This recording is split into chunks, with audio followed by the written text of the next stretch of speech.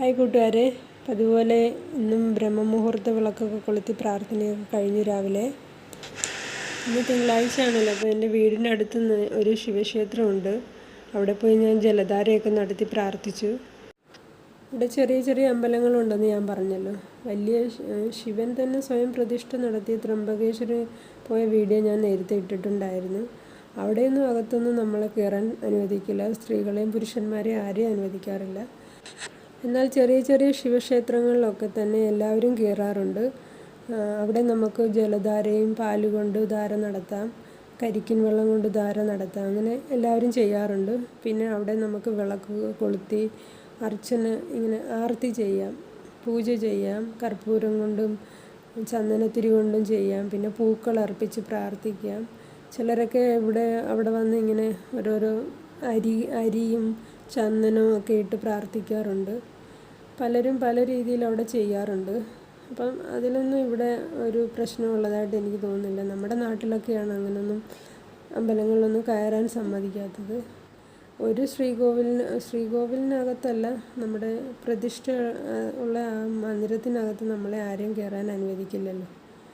പക്ഷേ ഇവിടെ അങ്ങനെയൊന്നുമല്ല. ചെറിയ ചെറിയ ക്ഷേത്രങ്ങളിൽ എല്ലാവരും കയറി ഇത് ചെയ്യാറുണ്ട്.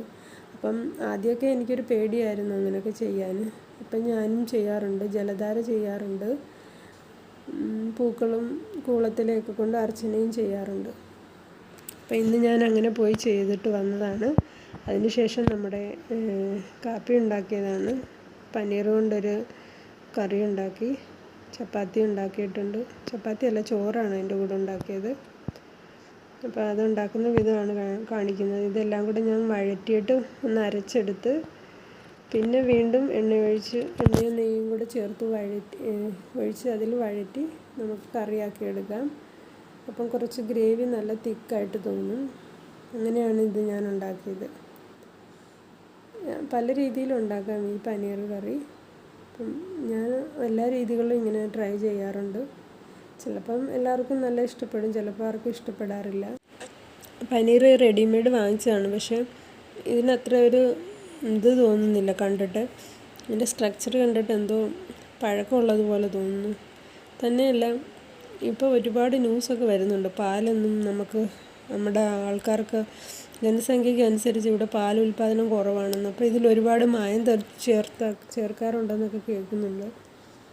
പാല് വാങ്ങിച്ചാലും നമുക്ക് പനീർ ഉണ്ടാക്കാം, പക്ഷേ പാലിലും മായം ചേർത്താണ് വരുന്നതെന്ന് പറയുന്നുണ്ട്.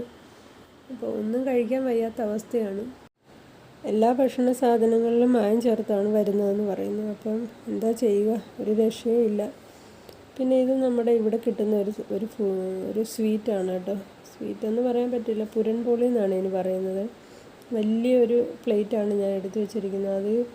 അതിലും കൊള്ളാത്ത വിധം വലുപ്പത്തിലാണ് ഇതുണ്ടാക്കുന്നത്. ഇത് വലിയ ചീനിച്ചട്ടി കമത്തി വെച്ചിട്ട് അതിൻ്റെ പുറത്ത് ചുട്ടെടുക്കുന്നതാണ് കേട്ടോ. അല്ലാതെ ഇത് ചുട്ടെടുക്കാൻ പറ്റുന്ന വലിയ പാത്രങ്ങളൊന്നും ഉണ്ടാവില്ല. അല്ലെങ്കിൽ അത് വലിയ ഹോട്ടലുകളിലൊക്കെ കാണുമായിരിക്കും. വീടുകളിലൊക്കെ ഉണ്ടാക്കുന്നത് ഞാൻ കണ്ടിട്ടുണ്ട് ഇങ്ങനെ. ഇതിൻ്റെ അകത്ത് ശർക്കരയും പിന്നെ പരിപ്പും കൂടെ വേവിച്ചിട്ട് അത് ഇതിൽ അകത്ത് വെച്ച് പരത്തി എടുക്കുന്നതാണ്. അതൊരു പ്രത്യേക കഴിവ് തന്നെയാണ്. ഇവിടുത്തെ അമ്മമാരൊക്കെ ഇതുണ്ടാക്കും. ഒരുപാട് പ്രായം ചെന്നവരൊക്കെ ഇതുണ്ടാക്കുന്നതാണ് നല്ല പെട്ടെന്ന്, നല്ല എക്സ്പേർട്ടായിട്ട്. ഞാനൊക്കെ ട്രൈ ചെയ്ത് നോക്കിയിട്ടുണ്ട്, ഒരു രക്ഷയില്ല. ഇതൊന്നും നമ്മളെ കൊണ്ട് പറ്റില്ല. ഇന്നത്തെ വീഡിയോ ഇത്രയേ ഉള്ളൂ. പുതിയൊരു വീഡിയോയുമായി നാളെ വീണ്ടും കാണാം.